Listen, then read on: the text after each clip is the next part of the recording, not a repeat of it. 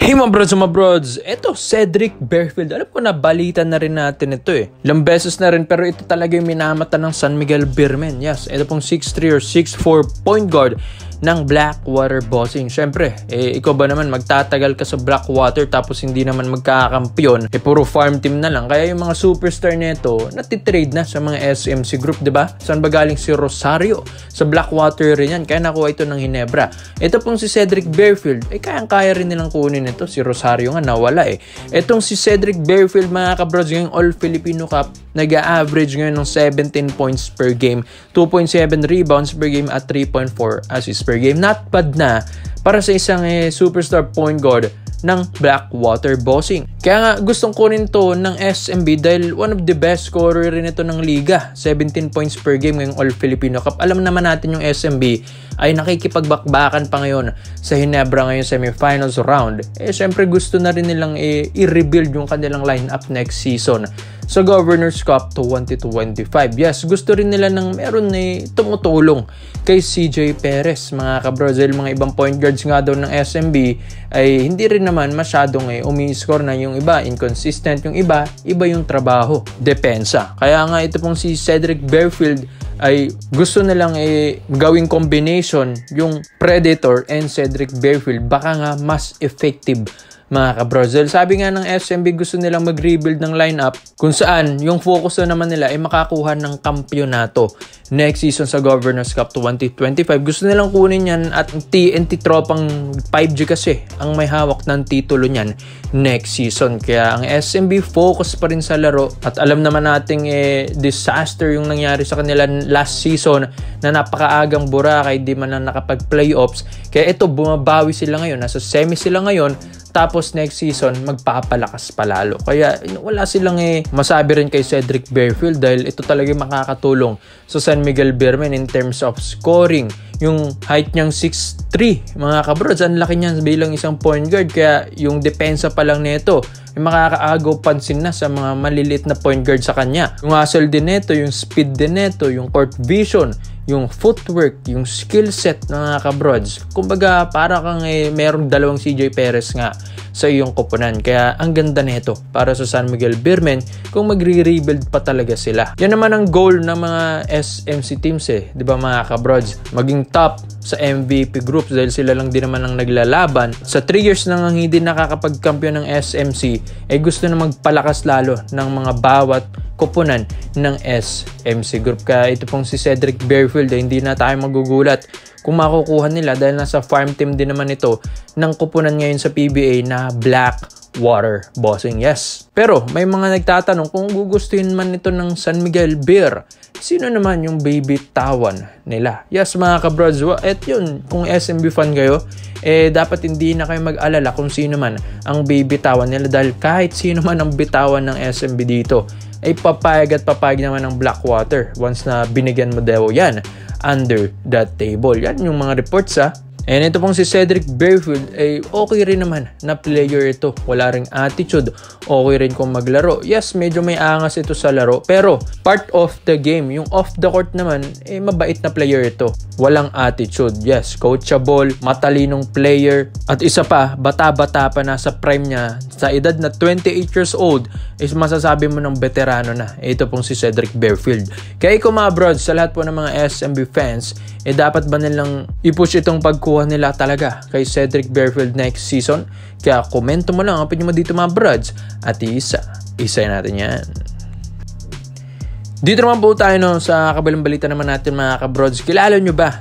Ito pong 6'7" na si Montrezarel. Yes, si Montrezarel ay isang NBA player na kilala rin talaga sa NBA na isa sa mga gumagawa dati sa Houston Rockets and Los Angeles Clippers, mga kabrods. At tinangal pang NBA 6th Man of the Year taong 2020.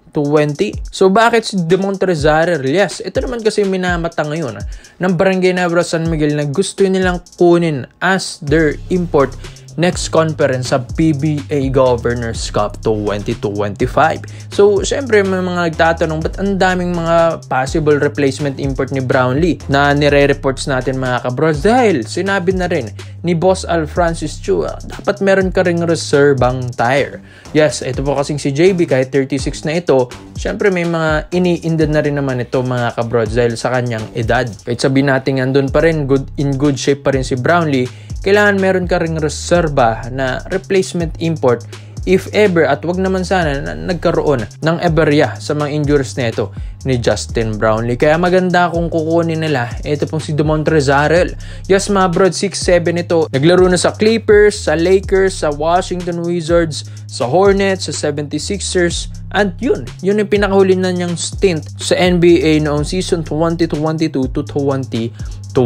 Yes, mga kabrods, 3 years na rin nang nakakalipas kaya medyo fresh pa sa kanya. Kaya yung confidence level nito ay nandun pa rin. Kaya nung lumipad ito ng Australia at naglaro sa Adelaide 36ers, ay talagang pinakita niya kung sino ang isang Demontre Zarel na isang ex-NBA player dahil grabe kung gumawa ito sa Adelaide. Tapos naging All-NBL second team pa ito. At naglaro na rin sa China sa Xinjiang Flying Tigers mga brods. At ito na yung pinakauli na niyang kupunan. Ito pong Gigantes de Carolina sa Puerto Rico sa Baloncesto Superior National. Kaya ito, kasalukuyan na sa Puerto Rico. Grabe rin naman ng mga laruan at level ng competition dyan. Kaya hindi rin na bakante. Ito pong si Demontre Zarel mga brods. Sa condition pa rin. Ito pong kanyang laro. Dahil syempre, i-scout pa rin yan ng Ginebra. Kaya maganda kung kukunin nila. Kung 36 si Brownlee, ito naman 31 years old lang mga kabrods. Tapos mas malaki pa kay Brownlee at ang laruan din naman nila ay magkaiba. Si Demontres kasi ang porte neto sa ilalim talaga mga brods. Yes, master rin talaga ito ng paint.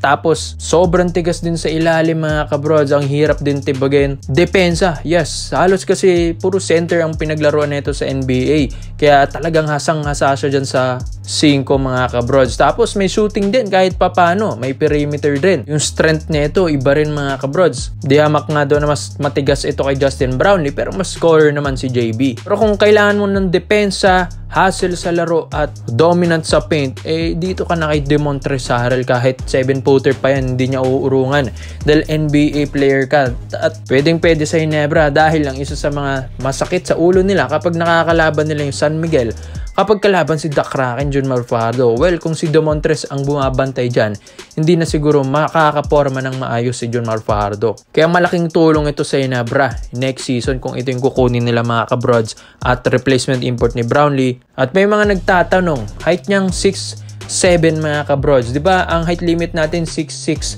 sa Governors Cup 2025? Yes, totoo naman mga kabrods, pero yung 6'7 kasi na height niyan, nilista yan nung nasa NBA pa ito. Sa NBA kasi, pag sinusukatan ka, may sapatos ka. Kaya imbis na 6'6 ka, naging 6'7 ka tuloy. Kaya yan yung nangyari kay Demontre Zarel. While sa PBA, ang sukatan ng height dito, walang sapatos mga kabrods. Real height talaga ng mga players ito. Kaya kung isusukat mo ito sa PBA, ay pasok na pasok si Demontre Zarel. Dahil 6'6 na siya pag walang sapatos. Kaya ang daming ang sabi nila lumulusot na 6'7 dito sa Governors Cup Pero iba-iba kasing sukatan yan, bawat bansa at bawat liga mga kabrods. At kaya bang dalhin ni Demontres ang Ginebra sa championship round kagaya ni Brownlee? Yes mga kabrods. Kung basihan lang ng profile, mas high profile ito kay JB. Pero mas malaki pa rin respeto ng Ginebra fans kay Brownlee. Pero ikaw mga brods, sa tingin mo ba Demontre Zarel, ito na ba ang pwedeng maging import ng Barangay Ginebra San Miguel? Kaya komento mo lang po mo dito mga brods. Di isa-isa natin yan. Salamat po sa panonood mga brods. This is Kings Basketball. Yun lang.